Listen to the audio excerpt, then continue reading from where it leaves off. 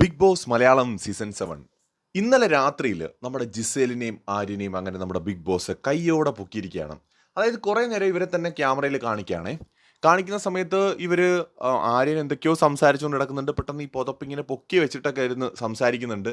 So എന്താണ് എന്നുള്ളത് ആർക്കും അറിയില്ല. കാരണം ബിഗ് ബോസിന് പോലും മനസ്സിലാവുന്നില്ല ഇവരെന്താണ് സംസാരിക്കുന്നത് എന്നുള്ളത്. കാര്യം മറ്റൊന്നുമല്ല, കഴിഞ്ഞ കുറേ ദിവസങ്ങളായിട്ട് അവിടെ പലരും, അത് ഈ ആര്യനും ജിസേലും മാത്രമല്ല, അഭിലാഷും ഒണിയിലടക്കം പലരും മൈക്ക് മാറ്റി വെച്ചിട്ടാണ് സംസാരിക്കുന്നത്. അതിൽ ഏറ്റവും മുന്നിൽ നിൽക്കുന്നത് ആര്യനും ജിസേലുമാണ്.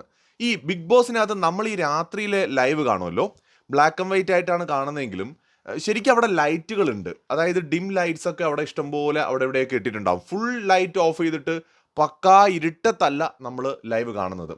ശരിക്കും പറഞ്ഞാൽ ലൈവിൽ ശ്രദ്ധിച്ചാൽ മനസ്സിലാവും അവിടെ ലൈറ്റുകളുണ്ട്. അപ്പോൾ ഇവർ എത്രയൊക്കെ ഒതുങ്ങിയിരുന്ന് സംസാരിക്കാൻ ശ്രമിച്ചാലും അപ്പുറവും ഇപ്പുറമൊക്കെ ആരെങ്കിലുമൊക്കെ എണീറ്റ് അങ്ങോട്ടും ഇങ്ങോട്ടുമൊക്കെ നടക്കുന്നുണ്ടാവും, ഉണർന്നിരിക്കുന്നുണ്ടാവും. കാരണം 2 മണിക്കും 3 മണിക്കും വരെയൊക്കെ ആൾക്കാർ അവിടെ ഉണർന്നിരിക്കുന്നുണ്ട് പലരും. ചിലർ ഒരു റൗണ്ടൊക്കെ ഉറങ്ങി എണീറ്റിട്ട് തേരാപ്പാര വീണ്ടും കിടന്ന് കറങ്ങിയിട്ട് വീണ്ടും വന്ന് കിടക്കുന്ന അങ്ങനെയൊക്കെയുള്ള ആൾക്കാർ അതിനകത്തുണ്ട്. അപ്പോൾ ഇവരെ ഈ ഒളിച്ചിരുന്ന് സംസാരമാണ് മെയിൻ. അപ്പോൾ ബിഗ് ബോസ് മൈക്കെടുത്തിടാൻ പറഞ്ഞതിന് ശേഷം അതൊന്ന് കുറഞ്ഞു. പിന്നീട് കൂടുതലും അതിനകത്ത് ഇവർ പറയുന്നത്, ലാസ്റ്റ് സംസാരിക്കുന്നത് നമ്മളെ കേൾപ്പിക്കുന്നത് നൂറയുടെ ഇന്നത്തെ പെർഫോമൻസ്, ഗെയിമിനെ കുറിച്ചും സ്ട്രാറ്റജീസിനെ കുറിച്ചും. നൂറയ്ക്ക് ഇനി ഫ്രീ ആയിട്ട് ഇവിടെ നടക്കാം, അതായത് ഭയങ്കര ലക്കാണ്, കാരണം ഇനി നൂറയ്ക്ക് ഭയങ്കര പവറാണ് എന്നൊക്കെ പറഞ്ഞിട്ട് ആ രീതിയിൽ നൂറയെക്കുറിച്ച് സംസാരിക്കുന്നത് നമ്മളെ കേൾപ്പിച്ചു. അതിന് മുന്നേ അവരെന്ത് സംസാരിച്ചു എന്നറിയില്ല, കാരണം അവർ ഈ മൈക്ക് വയ്ക്കാതെ കിടക്കുന്നുണ്ട്.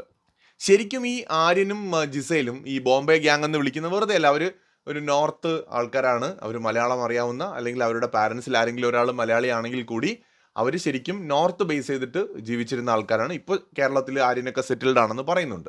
അപ്പോൾ ഇവർ തമ്മിലുള്ളൊരു ബോണ്ടിൻ്റെ കാരണം അതാണ്. അവർക്ക് കണക്ട് ചെയ്യാൻ പറ്റും. അവിടെ അവരോട് ഇത്രയും കണക്റ്റ് ആവുന്ന വേറെ ഒരാളില്ല. രണ്ടുപേരും ഈ മോഡലിങ്, ആക്ടിങ് രംഗത്തൊക്കെ നിൽക്കുന്നവരാണ്. ജിസേൽ സിനിമയിലും ഒരുപാട് പ്രോഗ്രാംസിലും വെബ് സീരീസിലും ഒക്കെ അഭിനയിച്ചിട്ടുള്ള ആളാണ്.